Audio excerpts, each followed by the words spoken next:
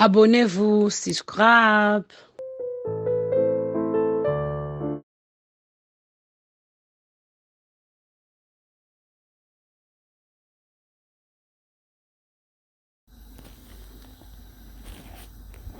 Bonjour, bandeko, soyez les bienvenus à la chaîne Maman Lydie. Lelo toyo la sabino lelo kwa sika. Lelo kwa sika na chaîne na biso. Ndengo kosa la feki na yomoko na ndaku ya pomme de terre. Donc bandeko, c'est vraiment facile à kosala. Tant on peut ozaki na feki na ndaku esili. Oza fatigué jour na obima. So na patate na yo oyi kosala pe na ndaku. Donc c'est vraiment facile et à kosala.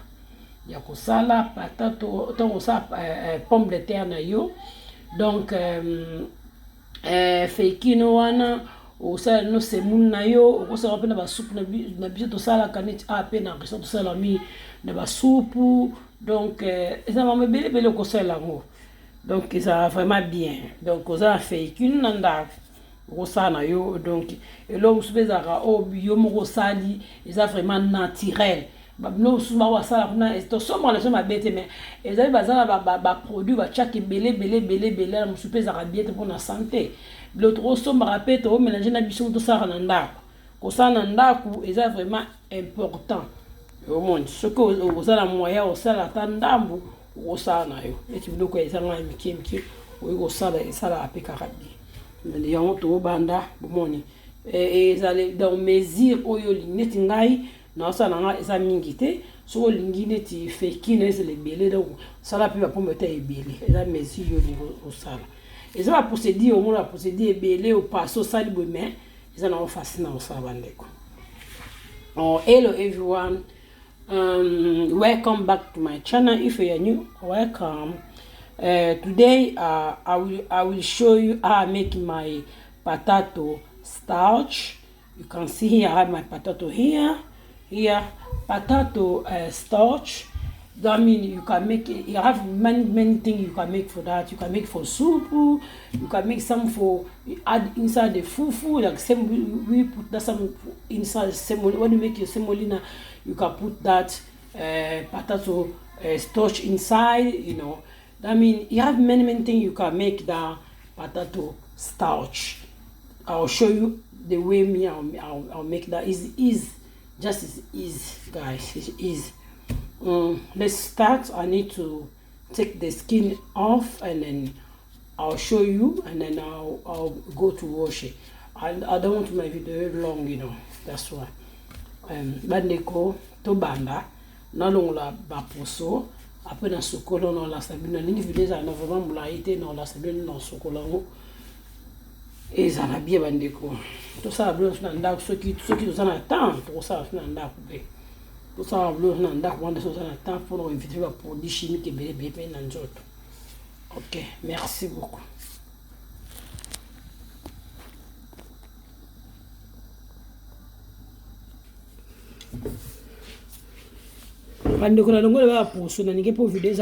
Guys, I already took some skin off, but I don't want a long video. That's why the last one I need to take with you. So the long don't move, please.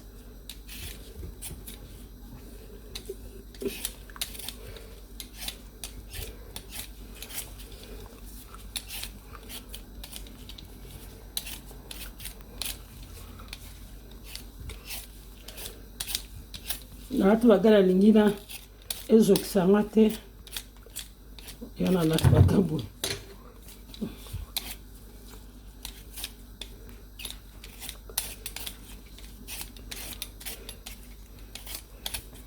ezo kisina eza part na musala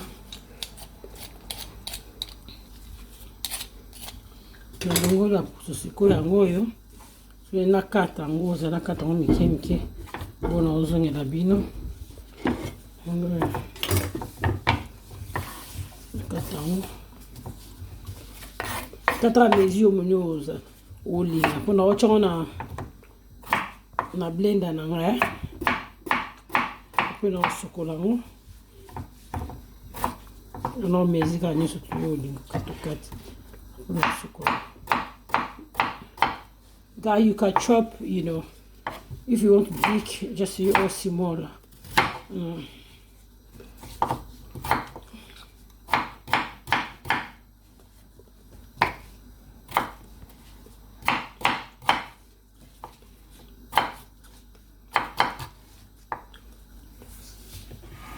Naozo na bilo sima siko. Abi bandeko yango moni na kati yango vraiment na kati yango mezi yo liukande ya lobaki. Guys, you see here, I already chopped that. You see, you can chop, you know, how big you want or how small you want. Siko na sukulango, for na sukulango bien vana zonda pino. I need to wash that now.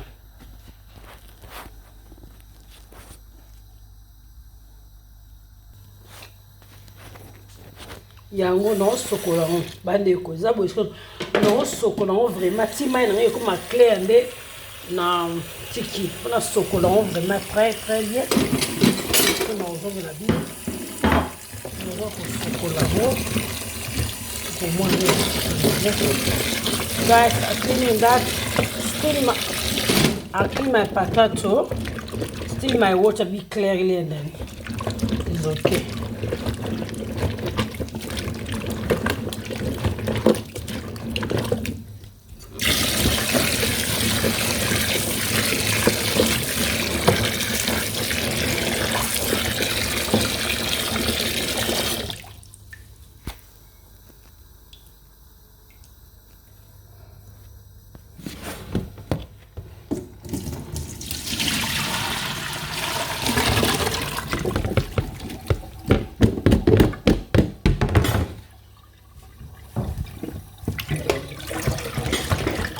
Beleza,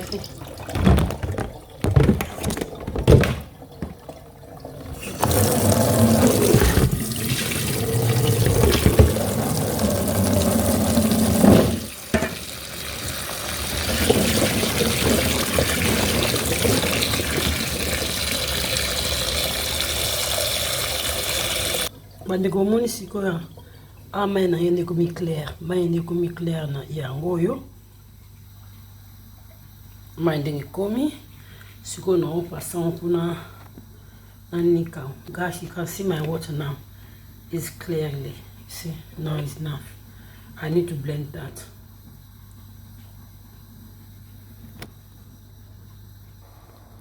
Yango ebo munde yango so na chana munes. Can see this one.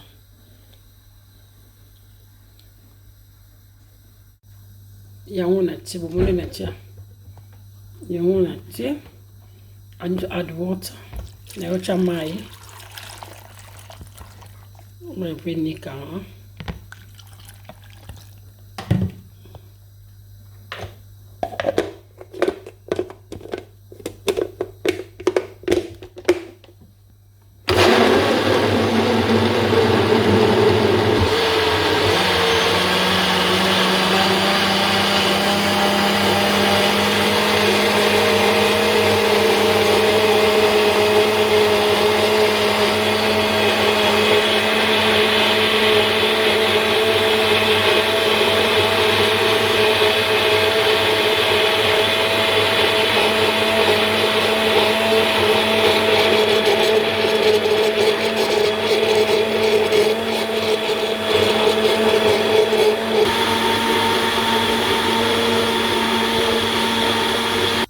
Yango na nika ngo defwa the way like bedna ya ndambu yango yo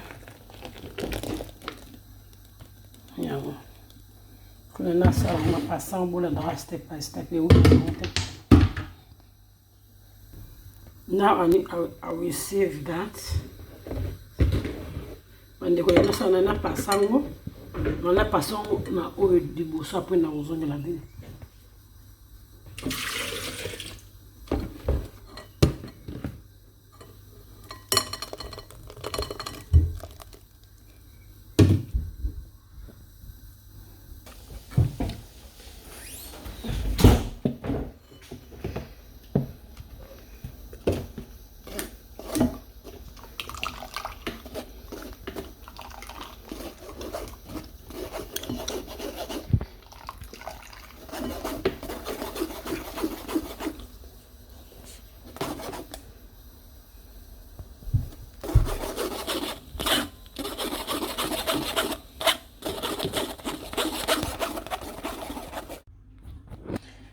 Bandeko bomoni yango na passé tout ya liboso après na ozongela. Guys, you can see here I need to start again. Calm down. Na balo la ngobona.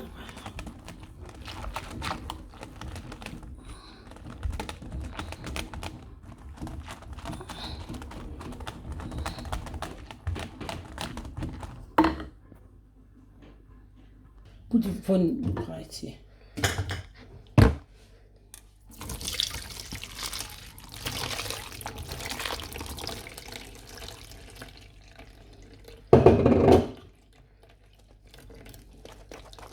On va passer le sous.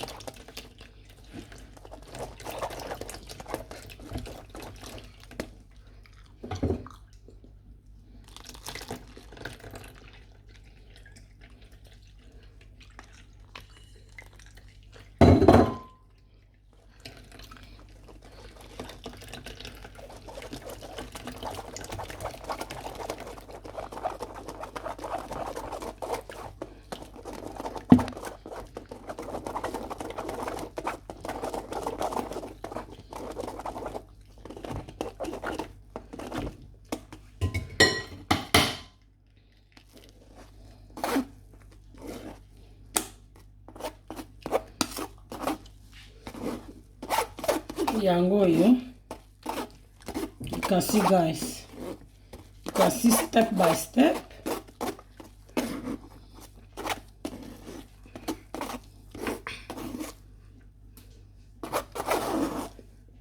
I need to do the last one. And then the next one, yes, stay there. And they were more notch hour.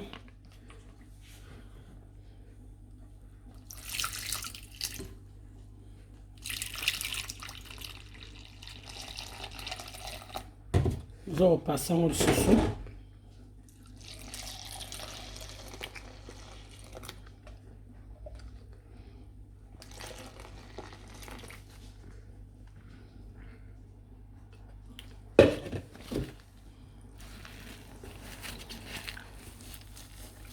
A boca fez aqui. Etiqueta andando. Eu não vou passar de açúcar aí, mas je crois que ça va.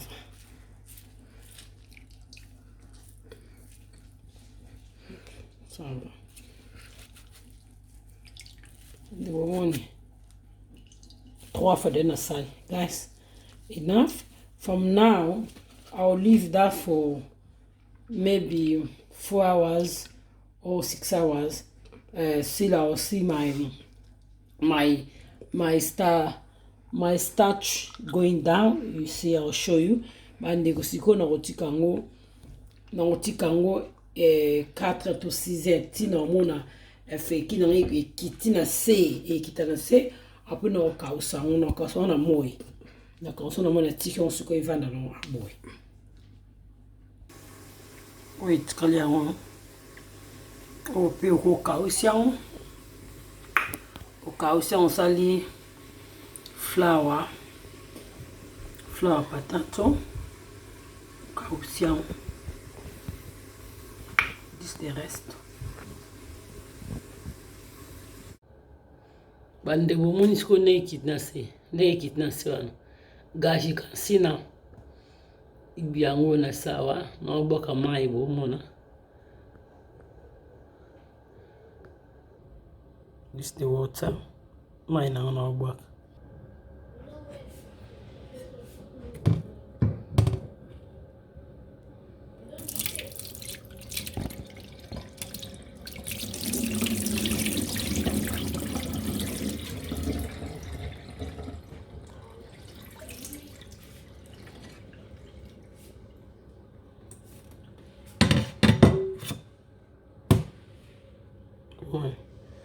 Ciao, mai mungkin.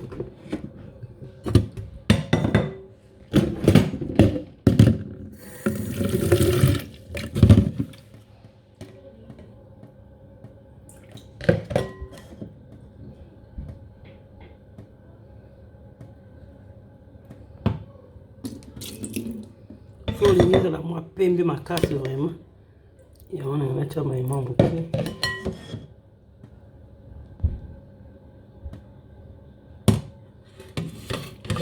bayivu ndambo ndenge ezali naotya so mai mokie esangana mokie ntango esangana wana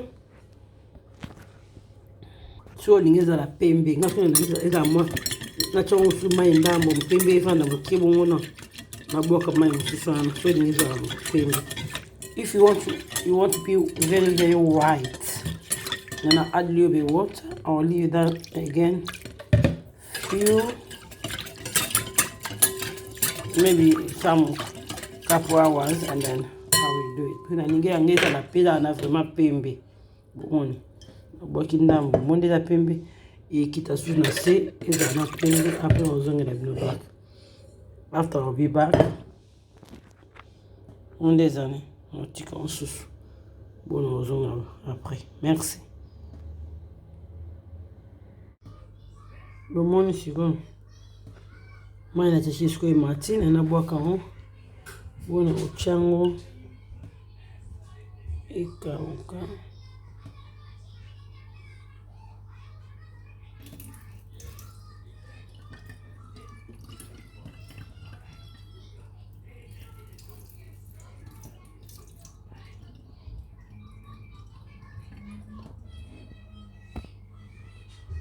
Mundingi kumunje tikani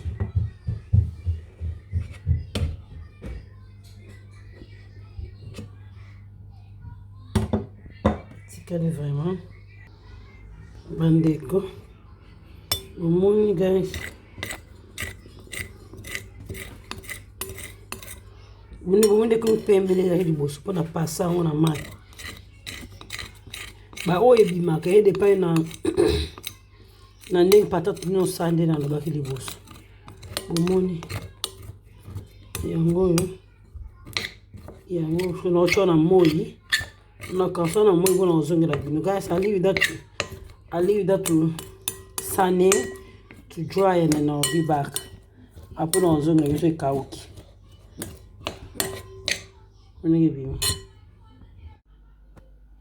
bandeko bomoni yango yo feki na nga yango yo ekauki nazo chango na blender na nani kango boyi pe ni ko moko yango ça vraiment ekauki na chako na moi ekauki bomoni ndeza pembe vinde ekauki bomoni ndeza na donc bomoni ba patate sote belé na tande bimise lingango so tanto soma ba feki na biso o somba chassa munene osome na 2 livres eza feki mais ba chako ba produit chimique pe vimba pona mokili toze bele ya onso za na mwa tana yo na za na tana bandeko osali yango osali tozo mo peblo na sto ba to soma na biso to beto soma beto mélange na ya biso moko ya bio na ndako wa bio sala on naturel sala cha ba produit chimique na bango ta papa to binu bomonde na sali ta o biska ya mokie bomonyo kaka ya mokie ya feki yango pe na sali yango bomona na sala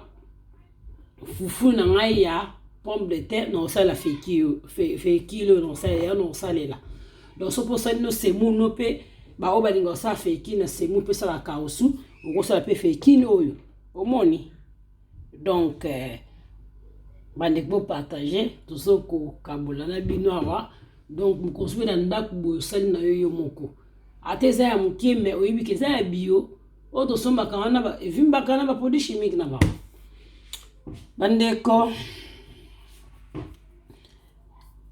Nasukiawa.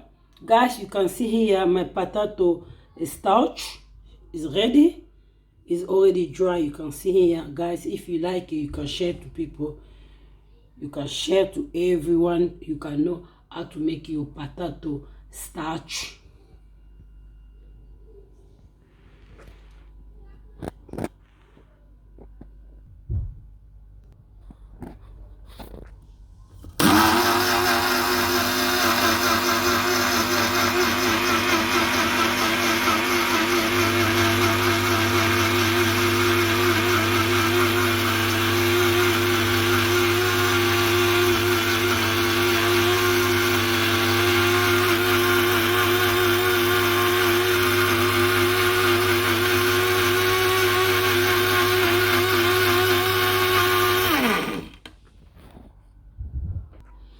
bomoni feki nende bimi siku bomoni na niki on peut comment na panja mosco yo na yungolo gas you can see ndenge bimi bomoni ndenge bimi feki penza yango ndenge ilengaka na maboko so osimi ndenge ilengaka yango yo gas you can see ya bandeko eza na face pasi te okosala yo mona ndako bomoni ndenge bimi donc merci beaucoup abonnez-vous na chaîne Maman Lydie Yaeli yango yo sala feki no na ndako ya buba mama na blessing na kata Londres feki na yo moko na ndako. Merci na bino. Abonnez-vous na chaîne Maman Lydie boko sala décide. Bisous. Bye.